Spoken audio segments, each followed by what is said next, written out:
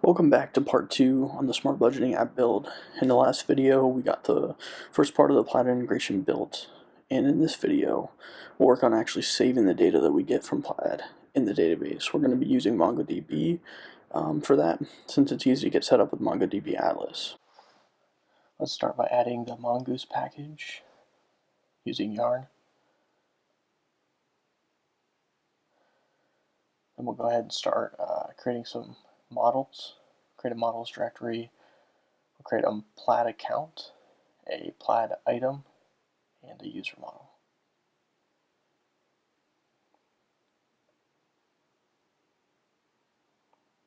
After this, we'll start defining our schema for our models. So pull in the mongoose library, extract schema out of there.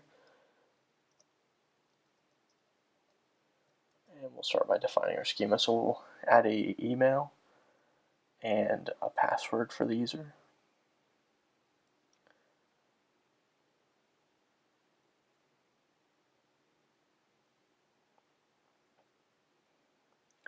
We'll make both of these fields required.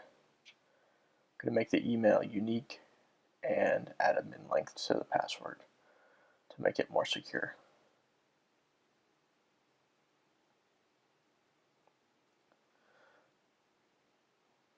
I forgot we actually need to pull out the model method from mongoose and use that to create it. So we'll export the mongoose model.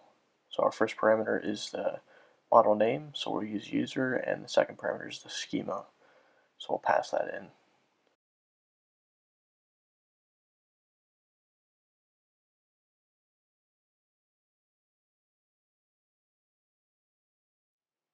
Cool, so we'll start with our Plaid account. We'll start adding account ID, which is going to be required. We're going to add a mask, which is like a credit card number, like the last four of a credit card number. The name, the official name, a subtype, and a type. I'll add a link to the Plaid docs in the description of the video so you can look more on what these mean.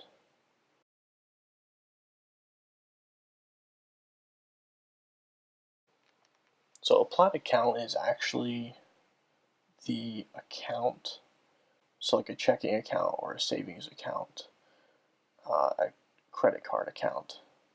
A Plaid item is the actual financial institution login that you used. So when you authenticate like into, for example, Chase Bank, you have a Plaid item for Chase now with a unique ID, and then for that Plaid item, you have multiple Plaid accounts.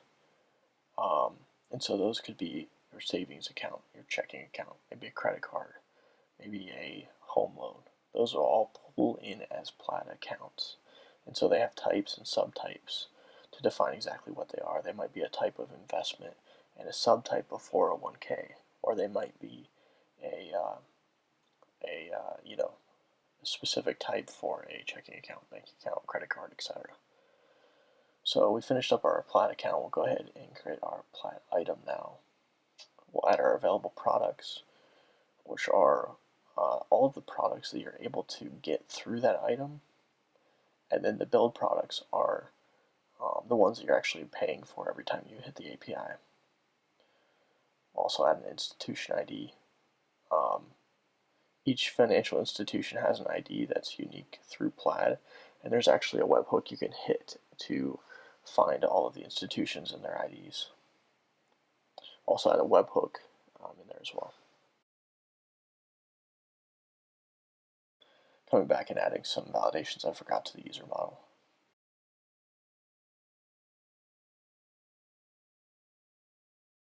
So if you go to mongodb.com and sign up for an account, you can create a new cluster. And so we'll be using that ID here.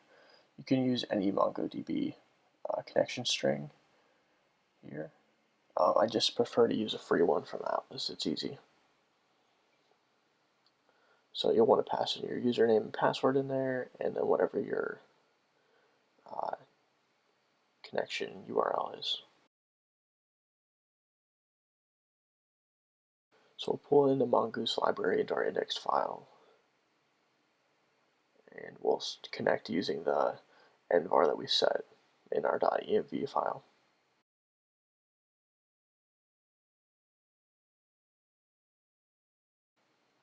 We're also going to go ahead and pull in our models, our Plaid Item, our Plaid account, and our user models, so we can actually use those after the API hit.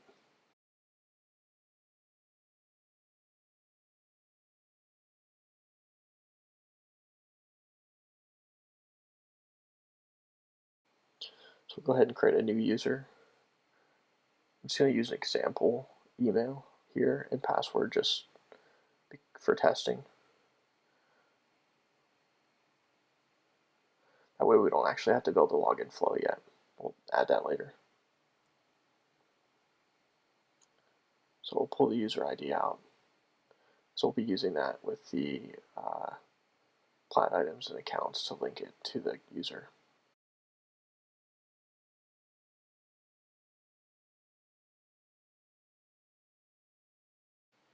So we'll go ahead and pull all our products and values out of the item that we got from the API and save them in a new Plaid item.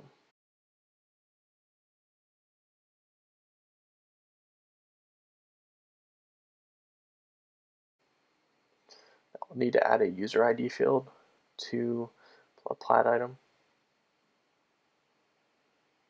so we can actually link them. We'll make that required.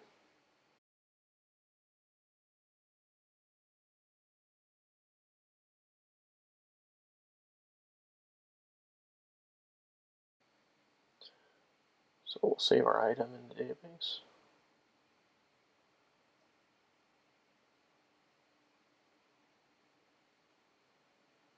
And we'll loop over all the accounts we got from the API and create new Plaid accounts from them. I had to create a Plaid item ID that links the account and the IDs together as well.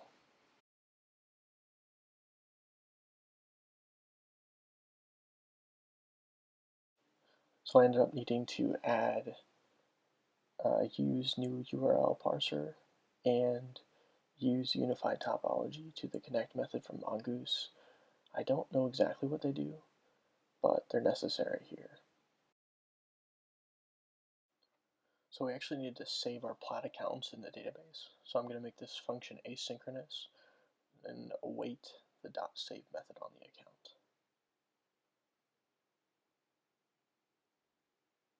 And let's start our server back up and run through the login flow again. So we'll enter the user good and pass good fake account information. And let's take a look at our database. So we have our Plaid items with available products, build products, user ID, institution ID, everything we expect on there. We can take a look at our Plaid accounts. So for Plaid accounts, it looks like we have the data we need. We have a balances object, name, type, subtype, everything we kind of expect on there. Cool, so thanks for watching this video. In the next video, we'll get started on building a simple login flow so we can actually start authenticating users. And then we'll work more on building our domain for this application. So thanks for watching. Subscribe for more videos. Thank you.